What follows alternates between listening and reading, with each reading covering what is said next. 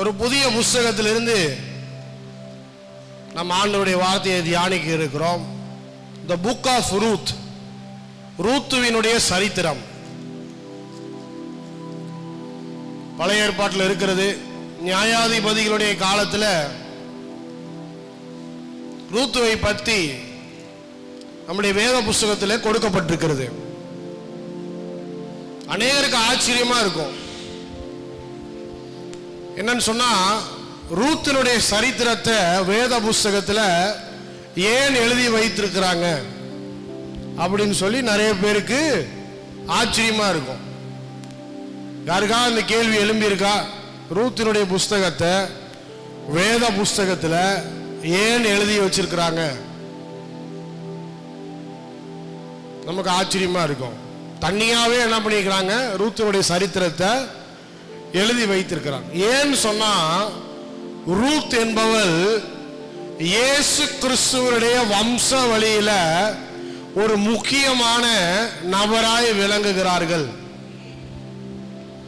இயேசு கிறிஸ்துவுக்கு முன்பாக தாவீதினுடைய வம்ச வழியிலும் ஒரு முக்கியமான நபராக விளங்குகிறார்கள். ஜீனியாலஜி, தாத்தாக்கு அடுத்தது அப்பா, அப்பாவுக்கு அடுத்து மகன், மகனுக்கு அடுத்தது அப்புறம் கீழே அடுத்து பேரன், கொள்ளு பேரன், இதான் வம்சம்.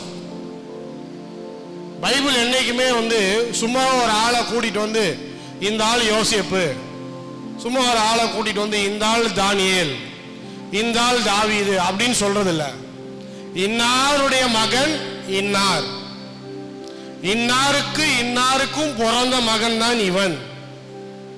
ஏன்னு சொன்னா, அந்த கண்டினியூட்டி ரொம்ப முக்கியம். எந்த புஸ்தகத்திலையும் இப்பேற்பட்ட கிளியரா என்ன பண்ணதில்லை, இவ்வளோ ஜெனரேஷன் கரெக்டா எழுதப்படலை நம்மளுடைய வேத புஸ்தகத்தை தவிர. அதனாலதான் சொல்றோம், இன்னைக்கும் இஸ்ரவேல் நாடு இப்போ இவங்க உருவாக்கல, என்னைக்கோ உருவாயிருக்கு. ஆண்டவரால் உருவாக்கப்பட்டது. அது வேத புஸ்தகம் தான் சாட்சி. இவங்கெல்லாம் யாரு? இஸ்ரவேல் நாட்டில் வாழ்ந்தவர்கள். நியாயாதிபதியின் காலம் என்ன? இஸ்ரவேல் நாட்டில் தான் நியாயாதிபதிகளுடைய காலமே நடக்குது. யூதா கோத்திரத்துல தான் இதெல்லாம் நடக்குது. அப்போ இந்த ஜீனியாலஜி கரெக்டா எங்க வருதுன்னு சொன்னா, நியூ டெஸ்டமென்ட் வரைக்கும் வருது. அப்போ ரூத்தின் புஸ்தகத்துக்கு போறதுக்கு முன்னாடி நாம் என்ன பண்ண போறோம்? மத்தேயு எழுதின சுவிசேஷத்துல இந்த வம்சாவளியை நம்ம பார்க்க போறோம். மத்தேயு எழுதின சுவிசேஷம் 1ஆம் அதிகாரம். யாராவது ஒருத்தர் அங்க போங்க. மத்தேயு எழுதின சுவிசேஷம் 1ஆம் அதிகாரம் 5ஆம் வசனம் 6ஆம் வசனத்தை முதல்ல வாசிங்க. சல்மோன் போவாசை ராகாபினிடத்தில் பெற்றான். போவாஸ் ஓபேதை ரூத்துவினிடத்தில் பெற்றான். ஓபேத் ஈசாயை பெற்றான். ஈசாய் தாவீது ராஜாவை பெற்றான். போதும். தாவீதுடைய ஜீனியாலஜி, டேவிட்ஸ் ஜீனியாலஜி எங்க ஆரம்பிக்குது? கொஞ்சம் மேல போப்பா. சல்மோன் போவாசை ராகாபின் இடத்தில் பெற்றான். போவாஸ் ஓபேதை ரூத்தின் இடத்தில் பெற்றான். ஓபேத் ஈசாயை பெற்றான். ஈசாய் தாவீது ராஜாவை பெற்றான். தாவீதுக்கும் ரூத்துக்கு என்ன கனெக்ஷன்? தாவீது கொள்ளு பேரன். அல்லேலூயா சொல்லுங்க பாப்போம். ரூத்தினுடைய இஸ்ரவேலுடைய ராஜாவே யாருடைய வம்சத்தில் வருகிறது? ரூத்தினுடைய வம்சத்தில் வருகிறது. அதனாலதான் ரூத் ரொம்ப முக்கியமான ஒரு ஸ்திரீயாய் வேத புஸ்தகத்திலே பார்க்கப்படுகிறார். அடுத்தது 15-16 மத்தேயு எழுதின சுவிசேஷம் 1ஆம் அதிகாரம் 15-16 எல்லாத்தையும் வாசிக்க டைம் இல்லை, அதனால சொல்றேன். எலியாசையை பெற்றான். எலியாசர் மாத்தானை பெற்றான். மாத்தான் யாக்கோபை பெற்றான். யாக்கோபு மரியாளுடைய புருஷனாகிய யோசேப்பை பெற்றான். அவனிடத்தில் கிறிஸ்து எனப்படுகிற இயேசு பிறந்தார். இந்த ஜீனியாலஜி எங்க போகுதுன்னு சொன்னா ஃபுல்லா போயிட்டே இருக்குது.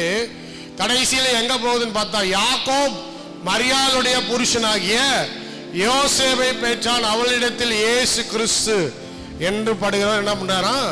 பிறக்கிறார். யோசேப்புக்கு என்ன பண்ணுது? அந்த லிங்க் போகுது. அப்போ பார்க்கும்போது இயேசு கிறிஸ்துவும் என்ன பண்றாரு? தாவீதின் வம்சத்தில் பிறக்கிறார். தாவீது யாருடைய வம்சத்தில் பிறக்கிறது? ரூத்தினுடைய வம்சத்தில் பிறக்கிறது. அப்போ ரூத்தினுடைய வம்சத்துல பிறக்கிறவர் தான் யாரு? இயேசு கிறிஸ்து. எவ்வளவு பெரிய பாக்கியம்! இது வந்து கரெக்டா அப்படியே போகுது. அதனாலதான் ரூத்தின் புஸ்தகம் தனி சரித்திரமாக பழைய ஏற்பாட்டில் நியாயாதிபதியினுடைய காலத்தில் நடந்த ரூத்தினுடைய சரித்திரத்தை தனி புஸ்தகமாக எழுதி வைத்திருக்கிறார்கள். அவ்வளவு முக்கியமான ஒரு புஸ்தகமாய் பார்க்கப்படுகிறது. இப்போ ரூத்தின் புஸ்தகத்துக்கு போவோம். 1ஆம் அதிகாரத்திலிருந்து வாசிங்க. நியாயாதிபதிகள் நியாயம் விசாரித்து வரும் நாட்களில் தேசத்திலே பஞ்சம் உண்டாயிற்று. அப்பொழுது யூதாவில் உள்ள பெத்லகேம் ஊரானாகிய ஒரு மனுஷன் தன் மனைவியோடும் 2 குமாரரோடும் கூட மோவாப் தேசத்துக்கு போய் சஞ்சரித்தான். அந்த மனுஷனுடைய பேர் எலிமெலேக்கு, அவன் மனைவியின் பேர் நகோமி. அவனுடைய 2 குமாரரில் ஒருவன் பேர் மக்லோன், மற்றொருவன் பேர் கிளியோன். யூதாவில் உள்ள பெத்லகேம் ஊராகிய எப்பிராத்தகனாகிய அவர்கள் மோவாப் தேசத்திற்கு போய் அங்கே இருந்து விட்டார்கள். நகோமியின் புருஷனாகிய எலிமெலேக்கு இறந்து போனான். அவளும் அவளுடைய 2 குமாரரும் மாத்திரம் இருந்தார்கள். இவர்கள் மோவாபியரில் பெண் கொண்டார்கள். அவர்களில் ஒருத்தி பேர் ஒர்பால், மற்றொருவள் பேர் ரூத். அங்கே ஏறக்குறைய 10 வருஷம் வாசம் பண்ணினார்கள். பின்பு மக்லோன், கிளியோன் என்னும் அவர்கள் இருவரும் இறந்து போனார்கள். அந்த ஸ்திரீ தன் குமாரர் இருவரையும் தன் புருஷனையும் இழந்து தனித்தவளானாள். போதும். இதுதான் பேக்ரவுண்ட். என்ன நடக்குது அப்படின்னு சொல்லி பார்த்தா, இவர்கள் எல்லாரும் நியாயாதிபதிகளுடைய காலத்துல பெத்லகேம் ஊரிலிருந்து மோவாபிற்கு என்ன பண்றாங்க? கடந்து செல்றார்கள். ஏன்னு சொன்னால் கொடிய பஞ்சம். அந்த பஞ்சத்துல பிழைப்பதற்காக என்ன பண்றாங்க? ஊரு விட்டு ஊர் மாறி போறாங்க. ஈஸியா சொல்றேன், உங்களுக்கு எல்லாருக்கும் புரியணுங்கிறதுக்காக. நிறைய பேருக்கு அந்த பேக்ரவுண்ட் சரியா புரிஞ்சாதான் அந்த மெசேஜும் கரெக்டா போய் சேரும். அதனால சொல்றேன், பேக்ரவுண்ட் சொல்றேன். இப்போ ரூத், எலிமெலேக் இருவருக்கும் 2 மகன்கள். ஒருத்தன் பேர் மக்லோன், இன்னொருத்தன் பேர் கிளியோன். 2 பேரும் அங்க கடந்து சென்றதுனால, வேற தேசத்துல போய் குடியிருந்ததுனால 2 பேரும் மோவாபிய ஸ்திரீகளை என்ன பண்றாங்க? திருமணம் செய்கிறார்கள். அதுல ஒருத்தர் பேர் என்ன, ஒருத்தி பேர் என்ன? ஓர்பால். இன்னொருத்தின் பேர் என்ன? ரூத். இப்ப மோவாபியர்கள் அப்படின்னு சொன்னா அவங்க இஸ்ரவேலர்கள் அல்ல. இஸ்ரவேலர்களுக்கு அவங்களுக்கு சம்மதம் கிடையாது. இஸ்ரவேலர்கள் தான் ஜீவனுள்ள தெய்வத்தை என்ன பண்றாங்க? தெய்வத்தை வணங்குறவங்களா இருக்கிறாங்க, யாவே வணங்குறவங்களா இருக்கிறாங்க. ஆனா மோவாபியர்கள் அந்நிய தெய்வங்களை வணங்குகிற ஒரு கூட்டத்தை சேர்ந்தவர்கள். இவங்க என்ன பண்றாங்க? 2 பேரும் போய் என்ன பண்றாங்க? அங்க இருக்கிறனால அந்த பெண்களை திருமணம் செய்து கொள்றாங்க. திருமணம் செய்து கொண்ட பிறகு ஏறக்குறைய 10 வருஷம் வாசம் பண்ணுகிறார்கள். அதன் பிறகு என்ன நடக்குதுன்னு சொன்னா, மக்லோனும் கிளியோனும் என்ன பண்றாங்க? இறந்து போறாங்க. அதுக்கு முன்னாடியே எலிமெலேக்கு இறந்து போறாரு. எலிமெலேக்கு இறந்து போனதுக்கு அப்புறம் 2 மகன்களும் இறந்து போறாங்க. இப்ப யார் இருக்கிறான்னு சொன்னா நகோமி இருக்கிறாங்க. நகோமியோடு சேர்ந்து 2 மருமகளும் இருக்கிறாங்க. ஒரு மிகப்பெரிய ஆங்கிலத்தில் சொல்லணும்னு சொன்னா அட்வர்சிட்டி அப்படின்னு சொல்லுவோம். துக்கம், துயரம், எது நடக்கக்கூடாதோ அது அவங்களுடைய வாழ்க்கையில நடந்துச்சு. என்ன காரணம் தெரியாது.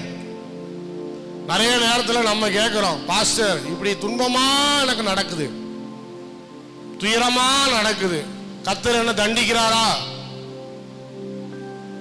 இப்ப பாத்தீங்கன்னா நகோமியுடைய வாழ்க்கையிலேயே அப்படித்தான் துன்பமா நடக்குது.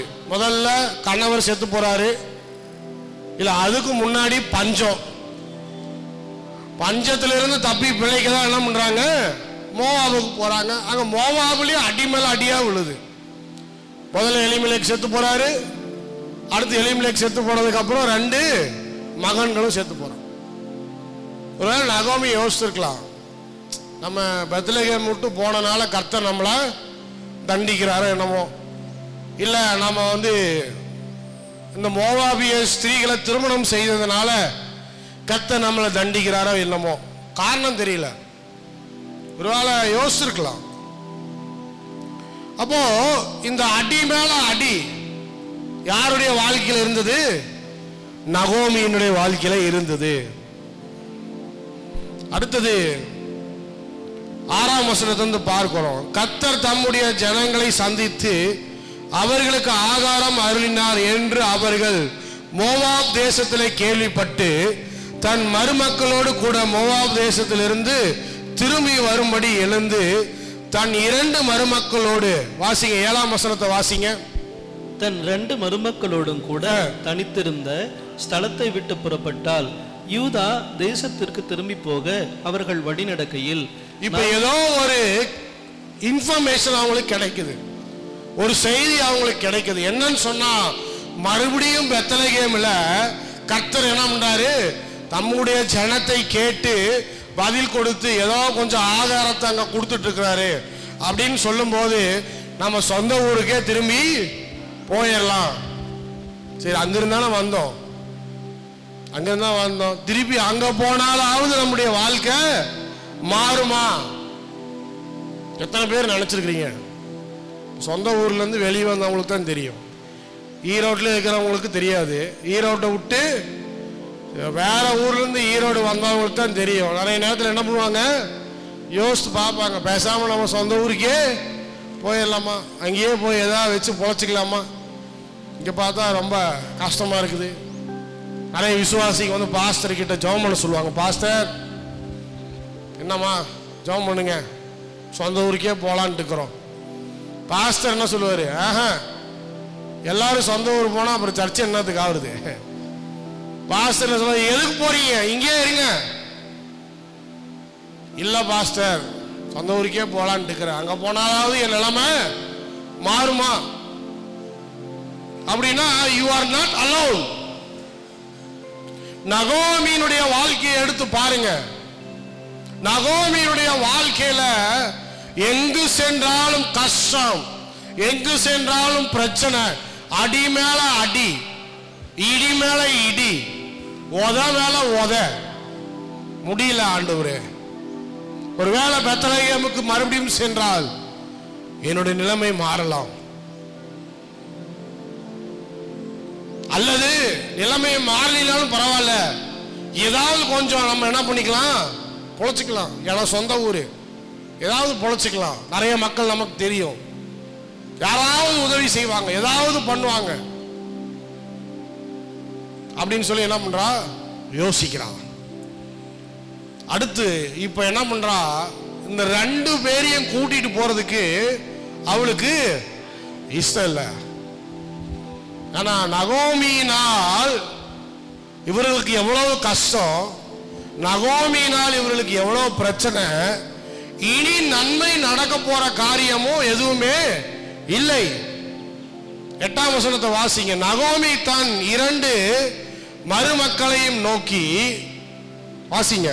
நகோமி தன் 2 மருமக்களையும் நோக்கி, நீங்கள் இருவரும் உங்கள் தாய் வீட்டுக்கு திரும்பி போங்கள், நீங்கள் இருவரும் உங்கள் தாய் வீட்டுக்கு திரும்பி போங்கள். மரித்து போனவர்களுக்கும் எனக்கும் நீங்கள் தயை செய்தது போல, மரித்து போனவர்களுக்கும் எனக்கும் நீங்கள் தயை செய்தது போல கர்த்தர் உங்களுக்கும் தயை செய்வாராக. கர்த்தர் உங்களுக்கு தயை செய்வார். அவங்கள ஆசீர்வதிச்சு நீங்க இங்கேயே இருங்க. நீங்க என் கூட சேர்ந்து கஷ்டப்படுறீங்க. என் வாழ்க்கையே துன்பத்தின் வாழ்க்கை, துயரத்தின் வாழ்க்கை. என்கிட்டயே ஒண்ணும் கிடையாது, என்கிட்ட ஏதாவது இருந்தா பரவாயில்ல. அதே விசுவாசிங்க சொல்றாங்களா, பாஸ்டர் என்கிட்ட என்ன பாஸ்டர் இருக்குது, நீங்களே அப்படி சொன்னீங்கன்னா அப்புறம் பாஸ்டர் என்ன ஆகுது? அலையில சொல்லுங்க பார்ப்போம். 8ஆம் தேதி சாப்பாட்டுக்கு பணம் வேணும், ஸ்தோத்திரம். என்கிட்ட என்ன பாஸ்டர் இருக்குதுன்னு சொன்னீங்கன்னா அப்புறம் நானும் நகோமி மாதிரி உங்களை ஆசீர்வதிச்சு அனுப்பிட வேண்டியதுதான். அதுக்காக நம்ம அழைக்கப்படலை. அல்லேலூயா சொல்லுங்க பார்ப்போம். அதுக்காக நம்ம அழைக்கப்படலை. நகோமி சொல்றா, என்னிடத்துல என்ன இருக்கிறது, இனிமேல் என் வாழ்க்கையில் என்ன இருக்கிறது, என்ன நன்மை என்னிடத்துல இருந்து உங்களுக்கு உண்டாக போகிறது? எல்லாவற்றையும் நான் இழந்து போயிருக்கிறேன், கணவரை இழந்து போயிருக்கிறேன், பிள்ளைகளை இழந்து போயிருக்கிறேன், ஆசீர்வாதத்தை இழந்து போயிருக்கிறேன். என் வாழ்க்கையில துக்கம், என் வாழ்க்கையில கசப்பு, நன்மையை இதுவரைக்கும் நான் பார்க்கவே இல்லை. இன்னும் எதுக்கு நீங்க என் பின்னாடியே சுத்திட்டு இருக்கிறீங்க? நீங்க எல்லாரும் போங்க, உங்க வாழ்க்கையை பார்த்துட்டு நீங்க போய் உங்களுடைய வாழ்க்கையில நீங்க என்ன நினைக்கிறீங்களோ அதன்படி போய் வாழுங்க. கர்த்தர் உங்களுக்கு நன்மை செய்வாராக. ஏன்னு சொன்னா, இனிமேல் நீங்க என் கூட இருக்கிறதுல எந்த பிரயோஜனமும் இல்லை. இன்றைக்கு நிறைய பேரோட வாழ்க்கை இப்படிதான் இருக்குது. நிறைய பேரோட வாழ்க்கை என்னன்னு சொன்னா, there is no hope. ஒரு நம்பிக்கையும் இல்லாமல் அடி மேல அடியா வாங்கிட்டு இருக்கிறோம் பாஸ்டர். எல்லாத்துலயும் நஷ்டம், எல்லாத்துலயும் பிரச்சனை, எல்லாத்துலயும் கஷ்டம். ஒரு நன்மைய வாழ்க்கை இது வரைக்கும் நடக்கவே மாட்டேங்குது. ஆனா இன்னும் ஆண்டவரை ஆராதனை பண்ணிட்டு தான் இருக்கிறேன், இன்னும் சபைக்கு வந்துட்டு தான் இருக்கிறேன். ஆனா இது வரைக்கும் ஒரு நன்மை கூட என் வாழ்க்கையில் நடக்கலையே அப்படின்னு சொல்லி கேட்டீங்கன்னா, நகோமிய ஆண்டவர் உங்களுக்கு முன்பாக காண்பிக்கிறார். நகோமியுடைய வாழ்க்கை அப்படிதான் இருந்தது. எல்லாவற்றையும் இழந்து போனார். 2 மருமக்களையும் கூப்பிட்டு சொல்றா, இனிமேல் நீங்கள் எங்க கூட இருப்பதில்ல, என் கூட வருவதில் எந்த பிரயோஜனமும் இல்லை.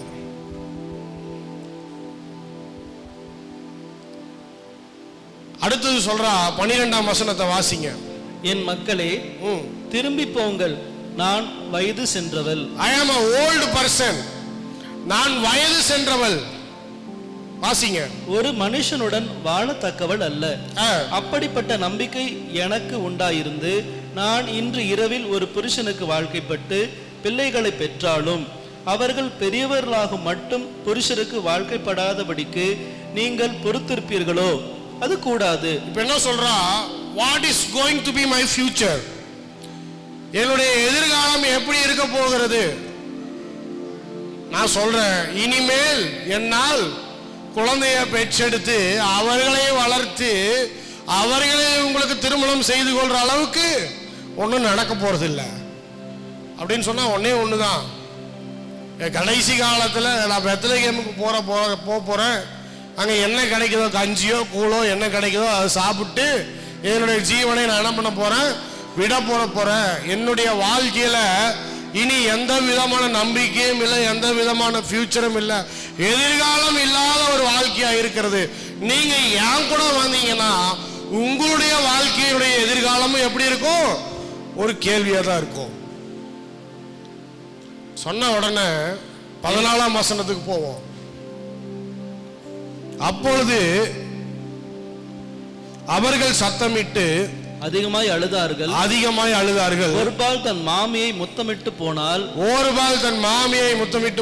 ரூத்தோ அவளை விடாமல் பற்றி கொண்டாள். 2 பேரும் சாய்ஸ் எடுக்கிறாங்க. 2 பேரும் மருமகள் தான். நகோமி அந்த சாய்ஸை யார்கிட்ட கொடுக்குறாங்க, மருமகள் கிட்டே கொடுக்குறாங்க. நகோமியோட சாய்ஸ் என்ன, 2 பேர் கூட வரக்கூடாது. ஏன்னா there is no hope, there is no future. அவர்களுக்கு எதிர்காலம் இல்லை, நம்பிக்கை இல்லை. ஆனால் ஓர்பால் என்ன பண்றா, நம்முடைய வாழ்க்கையில கன்வின்ஸ் ஆயிடுறா. என்னன்னு கன்வின்ஸ் ஆயிடுறா, இனிமேல் நகோமியோடு சென்றால் நகோமி சொல்ற மாதிரி நமக்கு எந்த எதிர்காலமும் இல்லை. இப்படி சும்மா சொல்லிக்கிட்டே தான் இருப்பாரு. நிறைய பேர் சொல்றாங்களா, பாஸ்டர் டைவர்ஸ் பண்ண போறேன். ஏன் டைவர்ஸ் பண்ண போறீங்க? இவர் சும்மா வாயில பேசிக்கிட்டே தான் இருப்பார். அங்கே ஒன்றும் நடக்க போறதில்லை, ஒன்றும் மாற போறதில்லை, எந்த மாற்றமும் வர போறதில்லை. அதுக்கு பேசாம என்ன பண்ணிடலாம், தனியாக போயிடலாம். இன்னைக்கு டைவர்ஸ் என்பது ரொம்ப ஈஸியான ஒரு காரியமா மாறிடுது. ஒரு மாசம் ஒரு வருஷத்துல என்ன பண்ணிடுறாங்க, டப்புன்னு என்ன பண்ணிடுறாங்க. அது அந்த சினிமா நடிகர்கள் இருக்கிறாங்க பாருங்க, சினிமா நடிகர்களுக்கெல்லாம் ஃபேஷன் ஆயிடுச்சு. இப்ப அடுத்து கிரிக்கெட் விளையாடுறாங்க பாருங்க, அவங்களுக்கும் ஒரு இப்போ ஃபேஷன் ஆயிடுச்சு. நிறைய மாடலை கல்யாணம் பண்றான், ஒரு குழந்தைய பெற்றெடுத்துக்கிறான். குழந்தைய பெற்றெடுத்ததுக்கு அப்புறம் என்ன பண்றான், ஒரு மாசம் இதெல்லாம் ஒத்து வரலப்பா, நான் வேற அவங்க வேற, அதெல்லாம் டைவர்ஸ் பண்ணிடுறேன். நிறைய பேருடைய குடும்பங்களில் அவங்களுடைய எதிர்காலத்தை அவங்களால என்ன பண்ண முடியல, பார்க்க முடியல. கஷ்டம் வரும்போது, பிரச்சனை வரும்போது, இந்த மாதிரி அடி மேல அடிய விழும்போது, எவ்வளவு வியாதிகள், துன்பங்கள், துயரங்கள் இவையெல்லாம் வரும்போது என்ன பண்றாங்க, எல்லாரும் விலகி போக ஆரம்பிக்கிறார்கள். வந்த வழியே திரும்பி போவோம்.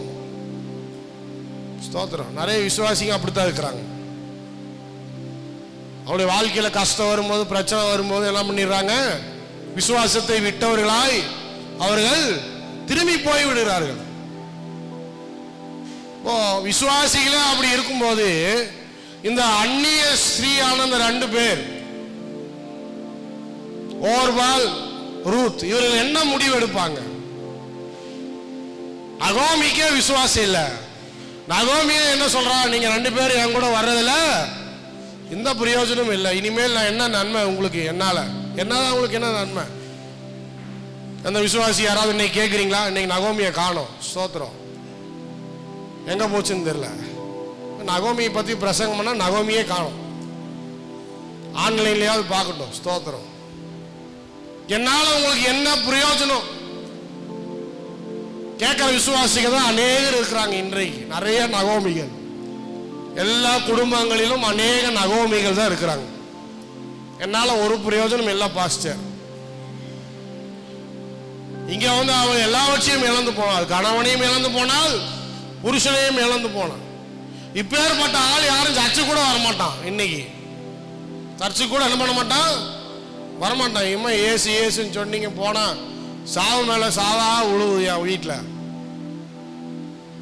என்ன கண்டேன்? நான் ஆண்டவரத்தில் வந்து ரட்சிக்கப்பட்டு ஞானஸ்தானம் பெற்று நான் ஆண்டவரத்தில் என்ன கண்டேன்? இன்னைக்கு அநேக போதகர்கள் ஆசீர்வாதம் செழிப்புன்னு தான் பிரசங்கம் பண்றாங்க. ஆண்டவர் ஆசீர்வாதத்தை கொடுக்கிறாரு, நான் இல்லைன்னு சொல்லலை. ஆண்டவர் செழிப்பையும் கொடுக்கிறாரு, அதையும் நான் இல்லைன்னு சொல்ல, ரெண்டையும் மறுக்கல. ஆனா நான் கேள்வி கேட்கிறேன், ஒருவேளை நகோமி போல அவங்க வாழ்க்கையில இந்த மாதிரியான அடி மேல அடி உளுந்து நீங்க எல்லாத்தையும் இழந்து போனீங்கன்னா அந்த நேரத்தில் ஆண்டவர் நீங்க துதிப்பீங்களா? அந்த நேரத்தில் நீங்க ஆண்டவர் நோக்கி ஆராதனை செய்வீங்களா? ஆலயத்துக்கு வருவீங்களா? நம்மளே யோசித்து பார்க்கணும், நம்மளே கேள்வி கேட்டுக்கணும். இன்னைக்கு நிறைய நகோமிகள் இருக்கிறாங்க. எல்லாவற்றையும் இழந்து போனேன், என்னால் மற்றவர்களுக்கு எந்த நன்மையும் இல்லை, ஒரு பிரயோஜனம் இல்லை, நான் வயதானவளாய் இருக்கிறேன். ஓர்பால் உடனே என்ன பண்ணிட்டா? கட்டி பிடிச்சி முத்தம் கொடுத்துட்டு, சரி நகோமி உங்கள இருக்கிறதுல இனிமேல் எந்த பிரயோஜனமும் இல்லை. ஸ்தோத்திரம். இன்னைக்கு நிறைய மருமகளும் அப்படித்தான் இருக்கிறாங்க. மாமியாரை கட்டி பிடிச்சிட்டு, ஸ்தோத்திரம், மாமியார் அவ்வளோதான். இல்லையா? மாமியார் நல்லா இருந்தால் தான் மருமகள் நல்லா இருப்பாங்க. நான் சொல்றேன், மாமியார் மருமகளை நேசிச்சாதான் என்ன பண்ணுவாங்க? மருமகளும் மாமியாரை நேசிப்பாங்க. சும்மா உட்காந்து குத்திக்கிட்டே இருந்தா அப்புறம் ஓர்பால் மாதிரி தான். நீயாச்சு உன் வாழ்க்கையாச்சு நீயே பார்த்துக்க வயசான காலத்தில் அப்படின்னு சொல்லிட்டு தாட்டா காமிச்சிட்டு போயிடுவாங்க. ஒரு மோவாபிய ஸ்திரீ அவ்வளோதான். இருந்தா கொஞ்ச நாள் கூட கஷ்ட நஷ்டத்தில் இருந்தா. ஆனா நகோமி சொல்லும் போது அக்செப்ட் பண்ணிக்கிட்டா. சரி, இனிமேல் நமக்கு எந்த நன்மையும் என்ன பண்ணாது நகோமினால் வரப்போகிறது இல்லை. நிறைய ஓர்பார்கள் இன்னைக்கு சபையில் இருக்கிறாங்க. இனிமேல் ஆண்டவரால் எனக்கு நன்மை வரப்போறதில்லை, என் வாழ்க்கை மாற போறதில்லை, அவ்வளோதான், இனிமேல் தேர் இஸ் நோ ஹோப், நான் உலகத்துக்கே போறேன் பாஸ்டர், எங்கிருந்து வந்தேனோ அங்கேயே போறேன். பேரு தான் சாமுவேலா இருக்கும், பேரு தான் பவுலா இருக்கும். பவுல் என்னவா மாறிடுவார்? பாலா மாறிடுவார். இப்ப பவுல் என்னவா மாறிடுவாரு? ஆவின் பால் விற்கிறான் பாருங்க, அந்த பாலா மாறிடுவார். அப்படித்தான் நிறைய பேர் இருக்கிறான். பவுல் இல்லைங்க, நான் பாலுங்க. ஆனா பவுலுக்கும் பாலுக்கு என்னடா வித்தியாசம்? தமிழ்ல பவுல், இங்கிலீஷ்ல பால். அதையே வேணா பண்ணிடுறான், தமிழ்லயும் பாலா மாத்திடுறான். சாமு வேலை, அந்த வேலை மட்டும் ஹைலைட் பண்ணிடுறான். வேலை ஹைலைட் பண்ணா என்ன மாறிடுச்சு? சாமு வேலு மாறிச்சா? வேலு, இந்த வேலு எல்லாரும் வேலு வேலுன்னு கூப்பிடுறான். ஏன்டா வேலுன்னு கூப்பிடுறீங்க? அவன் பேர் சாமுவேல், சாமுவேல்னு கூப்பிடு. இல்ல, அவர் சாமுவேல் இல்லை, அவர் வேலுன்னு தான் சொல்றாரு. அப்ப என்னாச்சு? பிரச்சனை வரும்போது, கஷ்டம் வரும்போது, வீட்டில் இடி விழும்போது, அடி விழும்போது சாமு கட்டாயிருச்சு, அங்க வேலு என்னவா மாறிடுச்சு? ஹைலைட்டா மாறிடுச்சு. போய் சேர்ந்துட்டான், ஐக்கியம் ஆயிட்டான். எல்லாரும் பார்க்குறாங்க, எல்லாரும் கேட்குறாங்க. நிறைய விசுவாசி இன்னைக்கு அப்படித்தான் இருக்கிறாங்க. ஆண்டவர் விட்டு பின்வாங்கி போறாங்க. கடைசி காலமா இருக்குது. ஒரு வாரம் சபைக்கு வருது, 2-3 வாரம் சபைக்கு வர்றதில்ல. பாஸ்டர் பிடிச்சி தொங்கணும் அவங்கள, ஏங்க வரலீங்க, ஏங்க வரலீங்க. ஒவ்வொருத்துக்கும் ஒவ்வொரு காரணம். நமக்கு தெரியும் என்ன காரணம் சொல்லுவாங்க. நடக்க முடியல, உட்கார முடியல. ஆனால் அதே விசுவாசி பார்த்தீங்கன்னா பன்னீர்செல்வம் பார்க்கில் சுற்றிட்டு இருக்கோம். கரெக்டாக வண்டியில் வந்து மாட்டோம். ஆமா, இங்கே பக்கத்தில் இருந்துட்டு உன்னால நடக்க முடியலங்கிற, இங்கே மட்டும் எப்படி நடக்கிற? பஸ் ஏறி போக முடியல, 2.5 மணி நேரம் உட்கார முடியல. சினிமா தியேட்டரில் 3 மணி நேரம் உட்கார முடியுது. ஆண்டோடைய ஆராதனையில் 2.5 மணி நேரம் உட்கார முடிய மாட்டேங்குது. பசி எடுக்குது. என்னன்னு சொல்றாங்க? என்னன்னு சொன்னா விசுவாசத்துல இல்ல, அவ்வளவுதான். விசுவாசத்தை காத்துக்கொள்ள மனதில்லாமல் எங்கிருந்து வந்தார்களோ மோவாபிலிருந்து வந்த நாங்கள் இன்றைக்கு பிரச்சனையினால் மோவாபிலே இருக்கிறோம், மோவாபுக்கே திரும்புகிறோம். அவர் என்ன பண்ணுவா? போய் மறுபடியும் வேற ஒரு மோவாபிய ஒரு ஆணை திருமணம் செய்து மோவாபியர்கள் எப்படி வாழ்கிறார்களோ அப்படியே போல என்ன பண்ண போறா? வாழ போகிறாள். That is her choice. அவள் எடுத்த அந்த முடிவு என்னன்னு சொன்னா, இனி நான் நகோமியோடு இருக்க போவதில்லை. நகோமி சொன்ன மாதிரி நான் என் வாழ்க்கையை நானே நடத்த போறேன் இனிமேல். இன்னைக்கு ஆங்கிலத்தில் ரொம்ப தவறான ஒரு வாசகம் ரொம்ப பிரபலம் ஆயிட்டு இருக்குது. என்னன்னு சொன்னா, ஃபாலோ யுவர் ஹார்ட். என்னது? உன் இருதயத்தில் என்ன நினைக்கிறியோ அதையே நீ செய். பாத்தீங்கன்னா ஃபாலோ யுவர் ஹார்ட். நீங்க சந்தோஷமா இருக்கிறீங்களா? அதான் முக்கியம். அப்ப சந்தோஷமா இருக்கிறதுக்கு இருதயத்தில் என்னாலும் செய்யலாமா? நம்மளுடைய இருதயம் சொல்லுது இந்த பாவத்தை செய்யணும், உடனே போய் செஞ்சிடலாமா? நம்முடைய இருதயம் சொல்லுது மனைவிக்கு துரோகம் பண்ணிடலாமா? இருதயம் சொல்லுது அடுத்தவன் சொத்த போய் அபகரிச்சுக்கலாமா? நீங்க நிறைய பேர் அப்படிதான் சொல்றாங்க. நீங்க சந்தோஷமா இருக்கிறீங்களா? அதாங்க முக்கியம். அடுத்தவன் என்ன சொல்றாங்க அதெல்லாம் கவலைப்படாதீங்க. 1000 பேர் 1000 பேசுவாங்க. உலகம் 1000 பேசும். அந்த பாஸ்டர் அந்த ஆள் கிடக்குறாரு, அவர் 1000 பேசுவாரு. நீங்க உங்க இருதயத்தில் சந்தோஷமா இருக்கிறீங்களா? அதான் முக்கியம். சும்மா ரட்சிப்பு, விசுவாசம், பரிசுத்தம், மீட்பு இதெல்லாம் பேசிட்டு இருந்தா இந்த காலத்தில் ஆகுமா? இல்ல சர்ச்சை மாத்துங்க, உங்களுக்கு பிடிச்ச மாதிரி சர்ச்சுக்கு போங்க. எப்படி? இன்னைக்கு நிறைய பேர் கிருபைன்னு பிரசங்கம் பண்றாங்க. அதெல்லாம் கிருபைனா என்னன்னே தெரியல. With grace comes responsibility. கிருபையோடு சேர்த்து கர்த்தர் என்ன பண்ணியிருக்காரு? நம்மகிட்ட என்ன கொடுத்துருக்காரு? ரெஸ்பான்சிபிலிட்டி கொடுத்துருக்காரு. ஆனால் இந்த பாஸ்டர் அவர் கிடக்குறாரு. இந்த கிருபைக்கு போனால் அவங்க நம்மளை கண்டுக்கவே மாட்டேங்கிறாங்க. என்ன வேணாலும் பண்ணலான்னு சொல்கிறாங்க. சினிமா பாட்டெலாம் சர்ச்சில் பாடுறாங்களாம். என்ன பண்ணுறாங்களாம்? சினிமா பாட்டெலாம் சர்ச்சில் பாடுறாங்களாம். எல்லாரும் சினிமாவுக்கு போகலான்னு சொல்கிறாங்களாம். பாஸ்டரும் கூட போகிறாராம் சேர்ந்து. ஆண்டவருடைய கிருபை இருக்குது. எம்ஜிஆர் மாதிரி பாட்டு பாடுறாங்களாம்.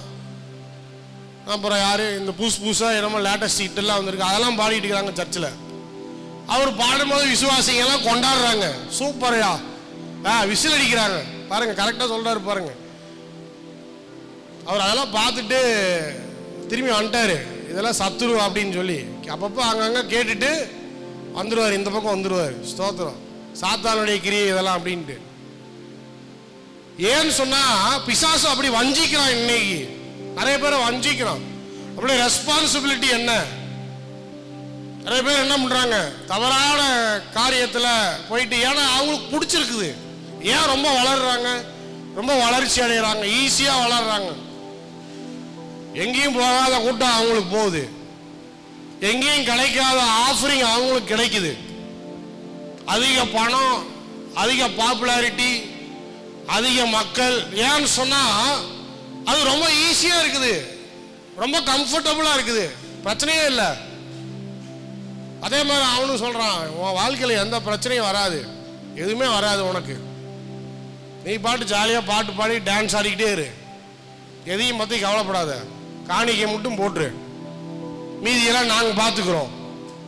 உன்னுடைய ஆத்மாவை பற்றி, உன்னுடைய ஆவியை பற்றி, உன் பரலோகத்தை பற்றி, மீட்பை பற்றி, பரிசுத்தத்தை பற்றி நான் கவலையே உனக்கு வேண்டாம். நீ என்ன வேணாலும் பண்ணு, ஜாலியாக இரு, எல்லாம் ஜாலியாக இரு, செலிப்ரேட் பண்ணு, காணிக்கை மட்டும் போட்டுரு. வாழ்க்கையை பற்றி எனக்கு கவலையே உனக்கு வேணாம், எல்லாம் இயேசு கிறிஸ்து பார்த்துக்குவார். எல்லாத்தையும் யார் பார்த்துக்குவாரு? எல்லாத்தையும் யார் பார்த்துக்குவார் சொல்லுங்க? இயேசு கிறிஸ்து பார்த்துக்குவார், அவர் பார்த்துக்குவார். நீங்க ஏன் கவலைப்படுற?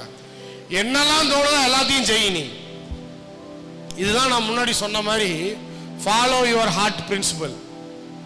இருதயத்தில் இருக்கிறது எல்லாத்தையும் செய்ய நினைக்கிறது. ஆனா ஆண்டவர் சொல்றாரு, அந்த இருதயமே மோசம் போனது, கவனமாயிருங்கன்னு சொல்றாரு. வசனம் சொல்லுது, உன் இருதயமே எப்பேற்பட்ட இருதயம்? கபடுள்ள இருதயம். மோசம் போகாமல் இரு, இருதயத்தின் சிந்தனைகளை நீ காத்துக்கொள் அப்படின்னு சொல்றாரு. அப்ப ஓர்பால் மோவாபிய ஸ்திரீ மோவாபுக்கு திரும்பி போனாள். ஆனா ரூத்தோ, இந்த ஸ்திரீ ஒரு முடிவை எடுக்கிறாள். ரெண்டு பேரும் மோவாபிய ஸ்திரீ தான். ஆனா ரூத் சொல்றா, அதற்கு ரூத், நான் உம்மை பின்பற்றாமல் உம்மை விட்டு திரும்பி போவதை குறித்து என்னோடு பேச வேண்டாம், நீர் போகும் இடத்திற்கு நானும் வருவேன். 14ஆம் வசனத்துல பாருங்க, ரூத்தோ அவளை விடாமல் பற்றி கொண்டாள். எல்லாரும் சேர்ந்து வாசிங்க. ரூத்தோ அவளை விடாமல் பற்றி கொண்டாள். 15ஆம் வசனம், அப்பொழுது அவள், இதோ உன் சகோதரி தன் ஜனங்களிடத்தும் தன் தேவர்களிடத்தும் திரும்பி போய்விட்டாளே, நீயும் உன் சகோதரியின் பிறகு என்ன பண்ணு? நீயும் சகோதரியை போலவே நீ திரும்பி போ. நகோமி கிளியரா சொல்ற. நகோமி என்ன சொல்றா பாரு, ரூத் ஓர்பால் என்ன செய்யறா? தன்னுடைய ஜனத்துக்கும் தன்னுடைய தெய்வத்துக்கும் அவள் திரும்பி போகிறாள். அதே போல நீ என்ன பண்ணு? உன்னுடைய ஜனத்துக்கும் உன்னுடைய தெய்வத்துக்கும் நீ திரும்பி போ. ஒரு விசுவாசி சொல்ற வார்த்தையா இது? பாவம் நவமி, அந்த அளவுக்கு பிரச்சனை, அந்த அளவுக்கு பிரச்சனை. அதான் சொல்றா, இனிமேல் என் கூட இருக்கிறதுல எந்த பிரயோஜனம் கிடையாது, நீயும் திரும்பி போ. அதற்கு ரூத் சொல்றா. இப்போ வாசிங்க 16ஆம் வசனம். அதற்கு ரூத், நான் உம்மை பின்பற்றாமல் உம்மை விட்டு திரும்பி போவதை குறித்து என்னோடு பேச வேண்டாம், நீர் போகும் இடத்திற்கு நானும் வருவேன், நீர் தங்கும் இடத்திலே நானும் தங்குவேன், உம்முடைய ஜனம் என்னுடைய ஜனம், உம்முடைய தேவன் என்னுடைய தேவன், என்னுடைய தேவன். அல்லேலூயா சொல்லுங்க பாப்போம். அல்லேலூயா. ஒரு காலமும் நகோமி, என்னுடைய மாமியாரே, நான் திரும்பி போவதை குறித்து ஒரு காலமும் என்னோடு பேச வேண்டாம். நான் ஒரு நாள் அந்த முடிவை எடுத்தேன். இதுதான் என்னுடைய குடும்பம், நீர் தான் என்னுடைய மாமியார், உம்முடைய பிள்ளை தான் என்னுடைய கணவர். ஒருவேளை பிரச்சனைகள் வரலாம், கஷ்டங்கள் வரலாம், உபத்திரவங்கள் வரலாம், வியாதிகள் வரலாம், பிரச்சனைகள் வரலாம். ஆனாலும் இந்த குடும்பத்தை விட்டு எனக்கு போவதற்கு மனதில்லை. இதுதான் என்னுடைய குடும்பம். அடுத்து சொல்றா, இதுதான் என்னுடைய மக்கள், உம்முடைய ஜனங்கள் தான் என்னுடைய ஜனங்கள். அடுத்தது ரொம்ப பெரிய ஒரு ஸ்டேட்மெண்ட், உம்முடைய தெய்வம் என்னுடைய தெய்வம். அல்லேலூயா சொல்லுங்க பாப்போம். அல்லேலூயா. நான் நகோமியை பார்க்கிறேனே இல்லையோ, ஆனால் ஜீவனுள்ள தெய்வமாகிய கர்த்தரை நான் இந்த குடும்பத்திலே கண்டிருக்கிறேன். அந்த தேவனாகிய கர்த்தர் என்னை அழைத்திருக்கிறார், இந்த குடும்பத்துக்காக அழைத்திருக்கிறார், உமக்காக அழைத்திருக்கிறார், உம்மோடு இருப்பதற்காக அழைத்திருக்கிறார். அப்படிப்பட்ட அழைப்பை பெற்ற நான் ஓர்பாலை போல திரும்பி போவதற்கு எனக்கு மனதில்லை. என்ன நடந்தாலும் சரி, இன்னும் பிரச்சனை வரப்போதா, இன்னும் கஷ்டம் வரப்போதா, பெத்லகேமுக்கு போனா அங்கே வீடு இருக்காதா, சாப்பாடு இருக்காதா, ஒன்றும் நடக்காதா, இருந்தாலும் பிரச்சனை இல்லை, நான் உன்னோடு சேர்ந்து கஷ்டப்படுவதற்கு நான் தயாரா இருக்கிறேன். ஏன்னு சொன்னா இந்த தெய்வத்தை விட்டு பிரிய எனக்கு மனதில்லை. உம்முடைய தெய்வம் என்னுடைய தெய்வமா இருக்கிறது. அல்லேலூயா சொல்லுங்க பாப்போம். அல்லேலூயா. நானும் சேர்ந்து கஷ்டப்படுறவா. என்ன பெரிய கஷ்டம்? என்ன போய் வேலை செய்யணுமா, சம்பாதிக்கணுமா, கட்டணுமா, சாப்பாடு வாங்கிட்டு வரணுமா, எல்லாத்தையும் செய்ய நான் தயாரா இருக்கிறேன். ஒருவேளை நீ வேணா சோர்ந்து போலாம், நீ வேணா என் வாழ்க்கையை குறித்து முடிவெடுக்க முடியாம உட்கார்ந்து இருக்கலாம், நீ வேணா எதிர்காலத்தை பார்க்க முடியாம இருக்கலாம். ஆனா நான் சொல்றேன், என்னுடைய எதிர்காலம் உன்னோடு சேர்ந்துதான். அல்லேலூயா சொல்லுங்க பாப்போம். அல்லேலூயா. இன்றைக்கு இப்பேற்பட்ட மனைவிமார்கள் கிடைக்கணும். இப்பேற்பட்ட அல்லேலூயா சொல்லுங்க பாப்போம். அல்லேலூயா. விட்டுட்டு ஓடுற ஆளா இருக்கக்கூடாது. எப்பேற்பட்ட மனைவியா இருக்கணும்? என்ன ஆனாலும் சரி ஒரு கை பாத்திரலாம்னு சொல்லணும். அல்லேலூயா சொல்லுங்க பாப்போம். அல்லேலூயா. எங்க வீட்டுக்கு அந்தாண்ட ஒருத்தவங்க குடியிருக்கிறாங்க மாடியில். பார்த்தீங்கன்னா அக்கா தங்கச்சி ஆட்டில் இருக்குது. ஒரே வீட்டை ரெண்டாக பிரிச்சுட்டாங்க. சூரன்பட்டி 4 ரோட்டுக்கு வந்தீங்கன்னா பார்க்கலாம். அதில் ஒரு போர்ஷன் வந்து ஒருத்தங்க இருக்கிறாங்க, இன்னொரு போர்ஷன் வந்து அவங்களுடைய பிள்ளைகள் குடியிருக்கிறாங்க. அதில் பார்த்தீங்கன்னா அந்த ஹஸ்பண்டு வந்து கால் டாக்ஸி தான் ஓட்டுறாரு, ஒய்ஃபு ஹவுஸ் ஒய்ஃப் தான். அவங்க வந்து மேல் போர்ஷனில் குடியிருக்கிறாங்க. அந்த மேல் போர்ஷன் வீடு பார்த்தீங்கன்னா பாதி கட்டி பாதி கட்டாமல், பாதி கம்பி நீட்டிக்கிட்டு, பாதி கல்லெல்லாம் எடுக்காமல், செங்கலெல்லாம் பூசாமல் அப்படி இப்படின்னு இருக்கும். திடீர்னு பார்த்தீங்கன்னா 10 மணிக்கு நான் வந்து வெளியே வந்து பார்ப்பேன். பார்த்தீங்கன்னா ஒரு வயசான ஒரு மேஸ்திரி பார்த்தா அந்த நாள் கீழே விழுந்தா சுருண்டு செத்துருவான். அந்த மாதிரி எல்லாம் போன ஒரு மேஸ்திரி, தெம்பே இல்லாத ஒரு ஆள். அவன் தான் சீப்பாக கிடைப்பாங்கன்றது. அதனால் என்ன பண்ணுவாங்க, அந்த மேஸ்திரியை கூட்டிகிட்டு வந்துட்டு எல்லாம் அவர் பாட்டு பார்த்தீங்கன்னா அவர் நடக்கவும் மாட்டார், எதையும் வேலையெல்லாம் செய்ய மாட்டார். சும்மா அந்த கரண்டி மட்டும் தான் என்ன பண்ணியிருப்பார், பிடிச்சிருப்பார் நின்றுருப்பாங்க. ஹஸ்பண்டு வந்து கீழே இருந்து மேலே ஃபஸ்ட் ஃப்ளோரு, கீழே ஃபஸ்ட்டு ஃப்ளோரில் ஹஸ்பண்ட் என்ன பண்ணுறது, கீழே இருந்து செங்கல்லாம் எடுத்து வந்து மேலே மனைவிக்கிட்ட கொடுக்குறது. மனைவி வந்து சித்தாள். மனைவி என்ன பண்ணுறது, கொண்டு போய் அந்த மேஸ்திரி கொடுத்து அவர் என்னெல்லாம் சொல்கிறாரோ அதெல்லாம் செஞ்சு இந்த 3 பேர் என்ன பண்ணுறாங்க, வீட்டை கட்டிகிட்டு இருக்கிறாங்க மாற்றி மாற்றி. அதான் காலையிலேருந்து சாயந்தரம் வரைக்கும் கட்டுவாங்க. கொஞ்சம் செவரு தான் எழும்பியிருக்கும் நான் நினைப்பேன். ஆனால் என்ன பண்ணிடுவாங்க, அடுத்த காசுலாம் ஒரு 2 நாள் கழித்து நிப்பாட்டிடுவாங்க. அப்புறம் 1 மாதம் அப்படியே தான் கிடக்கும். நானும் பார்த்துக்கிட்டே இருப்பேன்.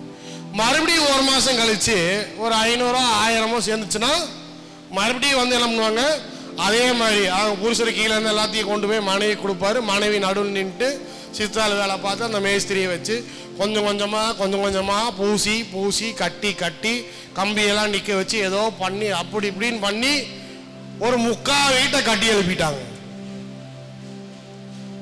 எனக்கு ஆச்சரியமா இருக்கும், என்னடா இதுதான் விடாமுயற்சின்னு சொல்றது. இயேசுவை அறியாத மக்களாக இருந்தாலும் கஷ்டத்திலும் நஷ்டத்திலும் என்ன பண்றாங்க, கணவனும் மனைவி சேர்ந்து ஏதோ ஒன்றை கட்டி என்ன பண்றாங்க, எழுப்புறாங்க. அவங்கள பார்க்கும்போது எனக்கு ஆச்சரியமா இருந்துச்சு. ஆண்டவர் சொல்றாரு, பாத்தியா, ஒரு விசுவாசி ஆண்டவரை அறியாதவன் அவன் என்ன பண்றான், எப்படியோ என்ன பண்றான், 2 பேர் ஆள் இல்லை, கூலி வேலைக்கு ஆட்களை எடுப்பதற்கு பணம் இல்லை, அவங்களே இருந்து என்ன பண்றாங்க, கட்டி எழுப்பிட்டு இருக்கிறாங்க. உடனே என் மனைவி பார்த்து, வாங்க நாம் 2 பேரும் சேர்ந்து கட்டலாம் அப்படின்னுச்சு. ஐயோ இந்த விளையாட்டுக்கெல்லாம் நான் வரல அப்படின்ட்டேன். அது மாதிரி எதுக்கு சொல்றேன் அப்படின்னு சொன்னா, இன்றைக்கு மக்கள் எப்படி இருக்கிறாங்க, எல்லாரும் ஓடி போறாங்க, ஒளியறாங்க, யாரும் ஃபேஸ் பண்றதுக்கு ரெடியா இல்ல. பிரச்சனை வரும், துன்பம் வரும், கஷ்டம் வரும், நீ சந்திக்க தயாரா இருக்கிறியா? நகோமி சொல்றா, ஓர்பாலை பால் அவள் திரும்பி சென்று விட்டாள், நீ திரும்பி போ ரூத். எதுக்காக உன் வாழ்க்கையை வேஸ்ட் பண்ணிட்டு இருக்கிற? ஆனா ரூத் சொல்றா, என்றைக்கு நான் இந்த குடும்பத்துக்குள்ள வந்தேனோ, என்றைக்கு நீ என்னுடைய மாமியாரா இருந்தாலோ, என்றைக்கு உன்னுடைய ஜனத்தை பற்றி அறிந்தனோ, உன்னுடைய கர்த்தரை பற்றி அறிந்தனோ, அன்றைக்கே நான் முடிவெடுத்து விட்டேன். இனிமேல் நான் ஒரு மோவாபிய ஸ்திரீ அல்ல, இஸ்ரவேல் குடும்பத்தாரை சேர்ந்தவள். நான் மோவாபிய ஜனங்களோடு மோவாபிய தெய்வங்களை வணங்குறவள் அல்ல. நான் தேவனாகிய கர்த்தரிடத்துல விசுவாசம் உள்ளவளாய் நான் இருக்கிறேன். என்னை எதுக்கு நீ திரும்பி போ சொல்ற? கர்த்தர் நன்மை செய்வார் என்கிற விசுவாசம் உண்டு. அவர் என் வாழ்க்கையை மாற்றுவார் என்கிற விசுவாசம் உண்டு. என்ன நடந்துற போது, என்ன நடந்தாலும் சரி. இப்ப நல்லா கவனிக்கணும். நகோமிக்கு இல்லாத விசுவாசம் யாருக்கு இருக்குது? ரூத்துக்கு இருக்குது. ஒரு அழில சொல்லுங்க பாப்போம். இன்னைக்கு நிறைய பேர் கிறிஸ்தவங்களுக்கு விசுவாசம் இல்லை.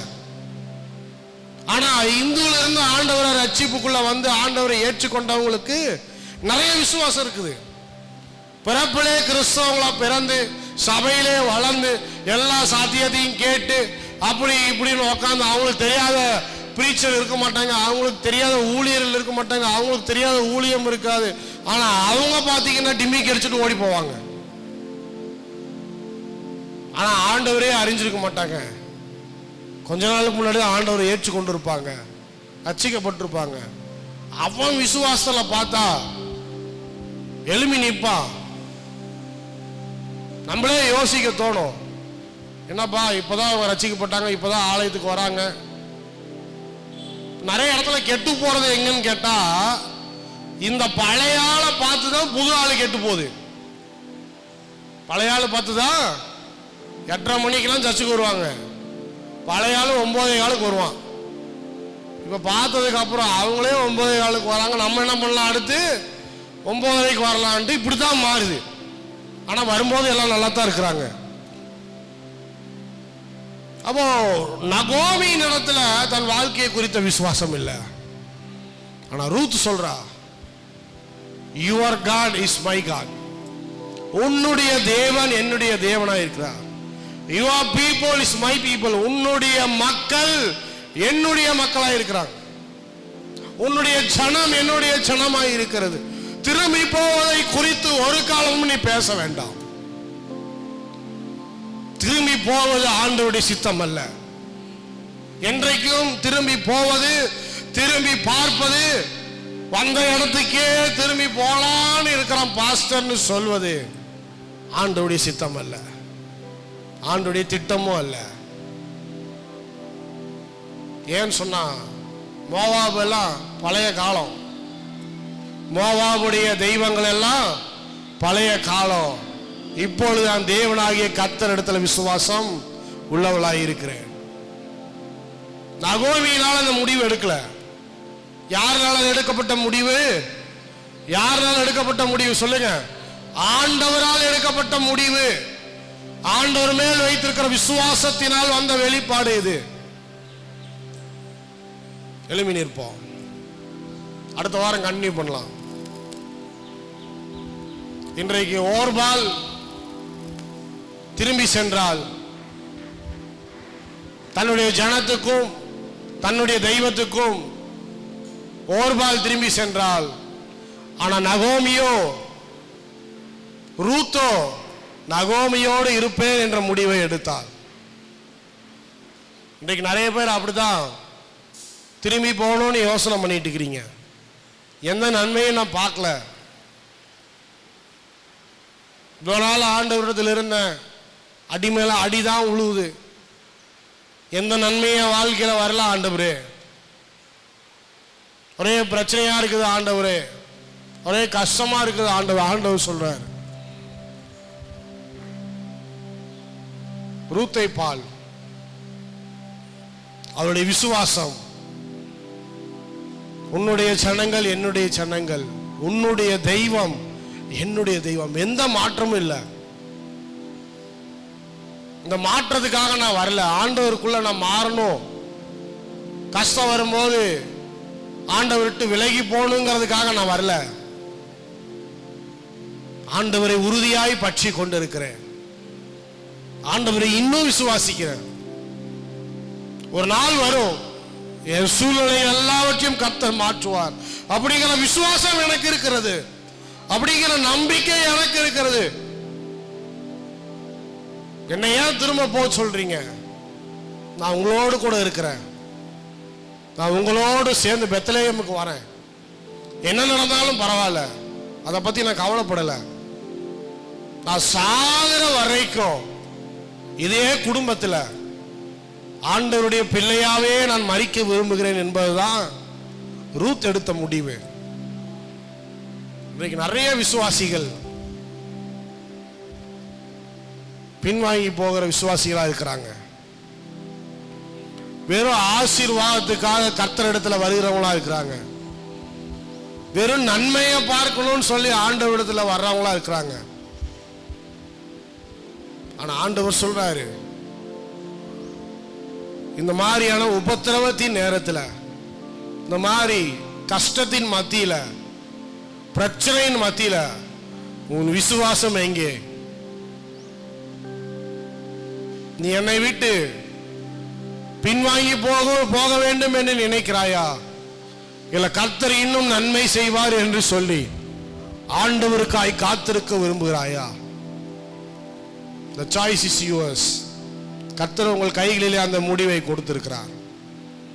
நல்ல ஆண்டவரே, இந்த காலை நேரத்திலும் கூட நீர் எங்களோடு பேசின வார்த்தைகளுக்காக நன்றி செலுத்துகிறோம்.